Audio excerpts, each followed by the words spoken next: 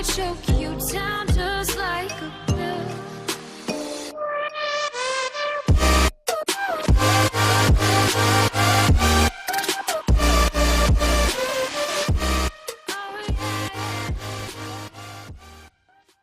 Hey guys and welcome back to king of hell. तो पिछले किसी एपिसोड में आपने मदर ऑफ डेमंस के बारे में सुना होगा। आज हम उसी के बारे में बात करने वाले हैं। ये है लिलिथ, क्वीन ऑफ इविल। हालांकि हाल फिलहाल जॉनी ब्लेज हेल का राजा है, लेकिन इस गद्दी को हासिल करने की कोशिश बहुत लोग कर चुके हैं। उन्हीं में से एक है लिलिथ। मैं शुरुआत में वहीं थी, अपनी पहली बॉडी के अंदर, जब भगवान ने अर्थ पे एक जन्नत बनाने की सोची ताकि वो अपना इलाका बढ़ा सके। वैसे तो हम ऐसे कामों की छानबीन किए बिना नहीं जाने देते, क्योंकि एक ऐसा वर्ल्ड जहाँ पे हेल की कोई इन्फ्लुएंस ना हो वो जीने में अच्छा नहीं लगता। इसलिए मैंने एडम द फर्स्ट मैन के साथ मिलकर कुछ बच्चे पैदा किए। वो बच्चे जो मिलकर एक दिन इस वर्ल्ड को चलाने वाले थे। लेकिन गॉड को मेरा यह प्लान पसंद नहीं आया। वो नहीं चाहता था कि कोई उसके साथ कंपटीशन करे। कुछ टाइम के बाद उसने अपने एंजल्स को मेरे बच्चों को मारने के लिए भेजा और मुझे उस ईडन गार्डन से बाहर निकाल दिया। उसने मुझे वापस हेल भेजा और एडम को किसी दूसरी लायक औरत से मिलवाया। लेकिन मेरे पास भी एक पार्टनर है, मेफिस्टो, और वो इस औरत में कुछ ज्यादा ही रुचि ले रहा था। हम दोनों ने मिलकर एक टीम बनाई। हमें रोका नहीं जा सकता था। जैसे जैसे टाइम गुजरता गया, मेफिस्टो का इंसानों के अंदर इंटरेस्ट और भी बढ़ता चला गया। वो खुद इंसानों के शब्दों का इस्तेमाल उन्हीं के खिलाफ करता और बाद में उन्हें अपने दुख सुलझाने के लिए खुला छोड़ देता। लेकिन टाइम के साथ साथ वो अपनी जिम्मेदारियां भी भूलता गया।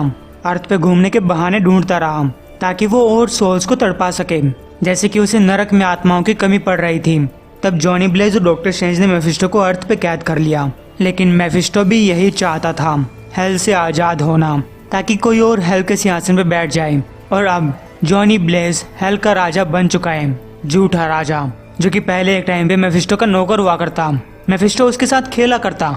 जॉनी ब्लेज एक ऐसी गद्दी पे बैठा हुआ है जो मेरी होनी चाहिए। लिलिथ जॉनी ब्लेज से कह रही है, ये डीमंस हार नहीं मानेंगे, ये तुम्हारे ऊपर हमला करने आते रहेंगे तब तक जब तक मेफिस्टो बाहर है। और जब तक वो जिंदा है, ये डीमंस तुम्हें अपना असली राजा नहीं मानने वाले। जितने लंबे टाइम तक वो हेल से दूर रहेगा, मेफिस्टो उतना ही कमजोर बनता जाएगा।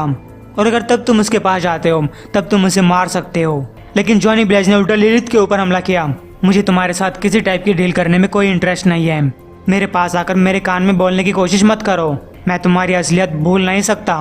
लिलिथ माफी मांगती है, लेकिन सोचती है कि एक इंसान कितने जल्दी अपनी जगह भूल जाता है। लेकिन इस बहरूपिये से सिंहासन हासिल करने का एक और तरीका है। ये कुछ टाइम पहले की बात है। गाइस, लिलिथ लिम्बो डायमेंशन गई, जिसे देखकर बेलेस्को ने कहा, हेल के नए राजा को तुम्हें यहाँ पर देखकर अच्छा नहीं लगेगा। लिलिथ कहती है, वो मेरा राजा नहीं है, और कुछ ही टाइम पहले तुम्हारे साम्राज्य के ऊपर भी एक छोटी सी टीनेजर लड़की ने कंट्रोल कर लिया था। इसलिए हम बकवासबाजी बंद करके एक दूसरे से काम की बात कर सकते हैं। बेलेस्को पूछते हैं, आखिर मैं तुम्हारे मुंह से निकलने वाले किसी भी शब्द के ऊपर यकीन क्यों करूंगा? लिलिथ ने कहा, यह शब्द किसी के लिए भी नहीं बल्कि सिर्फ तुम्हारे लिए है। बेलेस्को कहते हैं, ठीक है, लेकिन तुम ये जान लो कि अगर तुमने कुछ भी उल्टा पुल्टा करने की कोशिश की तो स्पिरिट ऑफ करप्शन तुम्हारे ऊपर हमला कर देगी। लिलिथ कहती है, मैं यहाँ पे किसी गलत इरादे के लिए नहीं आई हूँ, मैं सिर्फ अच्छा सोचती हूँ। एक ऐसा मौका जहाँ हम दोनों अपनी पावर्स एक साथ मिला सकते हैं, मिलकर पहले से ज्यादा ताकतवर बन सकते हैं, ताकि कोई इंसान हमारे ऊपर हावी ना हो सके और ना ही कोई गॉड। हम एक ऐसा वर्ल्ड बनाएंगे जहाँ पे सारे हेल्स हमारे कंट्रोल में होंगे, जहाँ का एक राजा और एक रानी होगी। लेकिन बेलेस्को ने कहा, ये काफी सारे हेल्स के बीच के समझौते के खिलाफ है। लेकिन लिलिथ कहती है, हम डेविल्स और डीमंस हैं, समझौतों को तोड़ना ही तो हमारा काम है। हेल, काफी सारे डीमंस किसी तरफ जा रहे थे। हो सकता है कि ये हेल का कोई लेवल हो, क्योंकि हेल के अंदर भी काफी सारे लेवल्स हैं। तभी जैक ओ लैंटर्न जमीन सरकाता हुआ बाहर निकलता है। आखिर मुझे और कितने लेवल्स पार करने होंगे? लगता है कि मुझे जॉनी ब्लेज के साथ पंगे लेने छोड़ देने चाहिए। पता नहीं वो मुझे कितनी बार हेल की गहराइयों में भेजेगा। ऐसा लग रहा है कि मैं काफी सालों से चढ़ रहा हूँ। तभी बूढ़ी लिलिथ उसके पास आती है। मैं तुम्हारी मदद कर सकती हूँ, मैं तुम्हें यहाँ से बाहर निकाल सकती हूँ, तुम्हें वापस अर्थ पे भेज सकती हूँ। जैक ओ लैंटर्न ने कहा, अच्छा, और तुम्हें इसके बदले में क्या मिलेगा?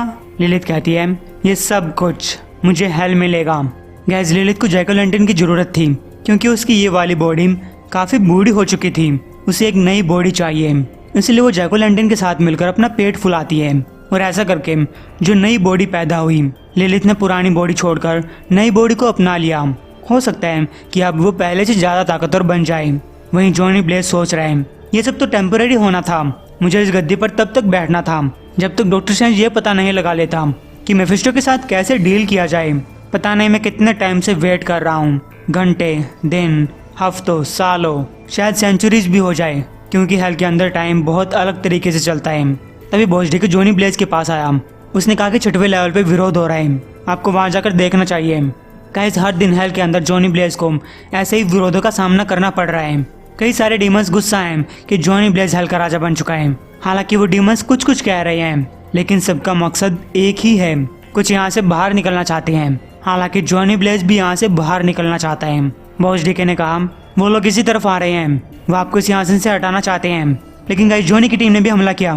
जब से जॉनी ब्लेज हेल का राजा बना है तब से उसके ऊपर इसी तरीके के हमले हो रहे हैं। और यहाँ पे आधी सोल्स तो ऐसी हैं जिन्हें खुद घोस्ट राइडर ने भेजा है। वो लोग इस बात को भूले नहीं हैं, लेकिन जॉनी ब्लेज और उसकी टीम ने इन सारे डीमंस को रोक लिया। जॉनी कहता है इनको ले जाओ और सबसे निचले वाले लेवल में डाल देना, मैं फिर से इनके चेहरे नहीं देखना चाहता। गाइस, फिर जॉनी ब्लेज चला गया। वो बता रहे हैं हर एक डेमन का मुझसे लड़ने का अलग कारण है। कोई मेफिस्टो के वफादार हैं, कोई भागना चाहते हैं और कोई मेरा सिंहासन हासिल करना चाहते हैं। इसलिए मुझे उनको दिखाना पड़ता है कि उन्हें मुझसे पंगा नहीं लेना चाहिए, कि उन्हें एक राजा को चैलेंज नहीं करना चाहिए। और हर एक जीत के साथ मैं अपनी पावर को बढ़ता हुआ फील कर सकता हूँ। मुझे घर की तरह लग रहा है। यहाँ पे सोल्स फंसी हुई हैं, मैं उनको हराता हूँ, उनके पाप खाता हूँ, ताकतवर बनता हूँ, लेकिन यहाँ पे कोई नहीं मरता, क्योंकि ये पहले ही मर चुके हैं। इसके बदले उन्हें हेल के निचले लेवल्स में भेज दिया जाता है। आखिर हेल कितना गहरा है मैं नहीं जानता, क्योंकि मैं 8वें लेवल से नीचे कभी नहीं गया। हालांकि मुझे कई 100 लेवल्स की आवाजें सुनाई देती हैं, शायद हजारों हों। भले ही हेल कितना ही गहरा क्यों ना हो, लेकिन पाप करने वाले वहीं जाते हैं।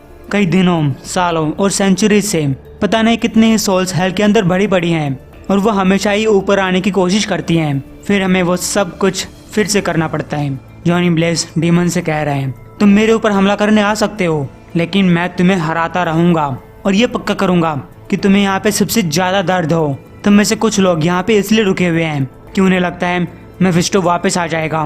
लेकिन एक बात कान खोल कर सुन लो, मेफिस्टो फिर कभी हेल का राजा नहीं बनने वाला। ये सिंहासन मेरा है, मैं हेल का राजा हूँ। उधर ब्रुकलिन के अंदर डैनी कीच लिम्बो डायमेंशन से बाहर निकलता है। ये प्रेजेंट की बात है। सारा पूछती है क्या हुआ। डैनी ने कहा मुझे बेलेस्को मिल गया और मेरी मुलाकात स्पिरिट ऑफ करप्शन से भी हुई थी, लेकिन उसने मेरी मदद नहीं की। उसने मुझे स्पिरिट ऑफ करप्शन से लड़ने पे मजबूर किया। फिर उसने स्पिरिट ऑफ करप्शन को मार डाला और उसकी पावर्स मुझे दे दी, मुझे वापस यहाँ भेज दिया। मुझसे दूर हट जाओ, तुम जानती थी कि यही सब होने वाला है। सारा ने कहा जिन चीजों का हमारे यहाँ सामना हो रहा है, मुझे बेलेस्को की मदद चाहिए। अगर हमें जॉनी को रोकना है तो हमें स्पिरिट ऑफ करप्शन चाहिए ही चाहिए, और इसका मतलब है कि कुछ तो सेक्रीफाइस करना ही था। काफी टाइम से स्पिरिट्स तुम्हारे ऊपर हावी होती रही हैं, और तुम जानते हो कि इन स्पिरिट्स को कैसे कंट्रोल करना होता है। हालांकि इस बात की संभावना भी थी कि तुम कभी वापस नहीं लौटते, लेकिन प्लैनेट पे हर किसी की सोल दांव पे लगी हुई है। ये खतरा मुझे मोल लेना ही था। लेकिन डैनी कहता है नहीं, मेरा इन सब से कोई लेने देना नहीं है, मैं और किसी के हाथों के कठपुतली नहीं बन सकता। डैनी बाहर निकलता है। तुम कितने घटिया हो डैनी, तुम्हें अपनी लाइफ वापस मिल चुकी थी, लेकिन तुम टिक कर नहीं बैठ सके और अब तुम फंस चुके हो, यू डैम इडियट। डैनी एक दुकान के अंदर गया, वहाँ सबसे सस्ती शराब की बोतल मांगी और दुकान के अंदर ही खोलकर उसे पीने लगा। लेकिन दुकान के दरवाजे पे उसकी मुलाकात जैक ओ लैंटर्न से होती है। हे डैनी, क्या तुम घोस्ट राइडर को बाहर बुला सकते हो, मुझे उसके साथ खेलना है। डैनी कहता है तुम बहुत लेट हो चुके हो, अब मैं घोस्ट राइडर नहीं हूँ, और वैसे भी तुम तो मर चुके थे ना। जैक ओ लैंटर्न ने कहा हाँ मैं मर चुका था, लेकिन मुझे हेल से बाहर निकलने का तरीका मिल गया, थोड़ा सा काम करना पड़ा। क्या तुम उन 3 लोगों के बारे में जानते हो जो मेरे ही कॉस्ट्यूम पहनकर अर्थ पे घूम रहे हैं, मेरे नाम का इस्तेमाल कर रहे हैं? मुझे इसका कोई कानून बनाना पड़ेगा। वैसे तुम कहाँ जा रहे हो? डैनी कहता है जैसे मैंने कहा मैं अब घोस्ट राइडर नहीं हूँ, जाओ किसी और को लड़ने के लिए ढूंढ लो। लेकिन जैक ओ लैंटर्न हमला करते हुए बोला मुझे फर्क नहीं पड़ता कि तुम्हें इंटरेस्ट है या नहीं है, मुझे यहाँ पर तुम्हें मारने के लिए भेजा गया है, इसीलिए खड़े हो जाओ और मुझसे लड़ो। वो डैनी को पंच करता है। गाइस, डैनी के अंदर की वो स्पिरिट ऑफ करप्शन बाहर निकलने लगी। Damn it, damn it, damn it, damn it, damn it. मैं इसे अपने अंदर फील कर सकता हूँ। ये तलवार भूखी लग रही है, ये कुछ खाना चाहती है। गाइस डैनी अपनी बॉडी के अंदर से वो तलवार बाहर निकालता है। जैक ओ लैंटर्न ये सब देखकर काफी डर गया, लेकिन डैनी ने कहा तुम्हें चुपचाप चले जाना चाहिए था। जैक ओ लैंटर्न कहता है ठीक है, तुमने मुझे वार्निंग दी, मुझे तुम्हारी बात मान लेनी चाहिए थी। हाँ बस मैं यहाँ से जा ही रहा था। लेकिन डैनी उसके ऊपर हमला करता है। तुम्हें किसने भेजा है? जैक ने अपने आप को बचाने के लिए अपनी सवारी आगे की, लेकिन डैनी ने उस सवारी को 2 हिस्सों में काट डाला। जैक कहता है ठीक है, मैं तुम्हें बता रहा हूँ, मैं अभी अभी वापस जिंदा हुआ हूँ। मैं तुम्हें उसका नाम बताऊंगा और फिर हमारे रास्ते अलग हो जाएंगे, तब तुम उसके ऊपर अपनी खुन्नस निकालना। ये लिलिथ थी, उसने कहा कि एक टाइप की वॉर आ रही है और वो तुम्हें रास्ते से हटाना चाहती है। ठीक है, मैं वापस चला जाऊंगा, उसे बताऊंगा कि अब तुम एक घोस्ट राइडर नहीं हो। लेकिन गाइस डैनी ने उसे मार डाला और कहा चिंता मत करो, मैं खुद उसे बता दूंगा। गाइस डैनी सोचता है मैंने ये नाम कई सालों से नहीं सुना, और अगर वो वापस आ चुकी है तब जॉनी पहले से भी ज्यादा मुसीबत में है। लेकिन आखिर मैं इन सब चीजों से दूर क्यों नहीं रह सकता? गाइस उम्मीद आपको एपिसोड पसंद आया होगा। एम करते हैं 1250 लाइक्स के लिए। उम्मीद आप अगले एपिसोड से पहले करवा देंगे।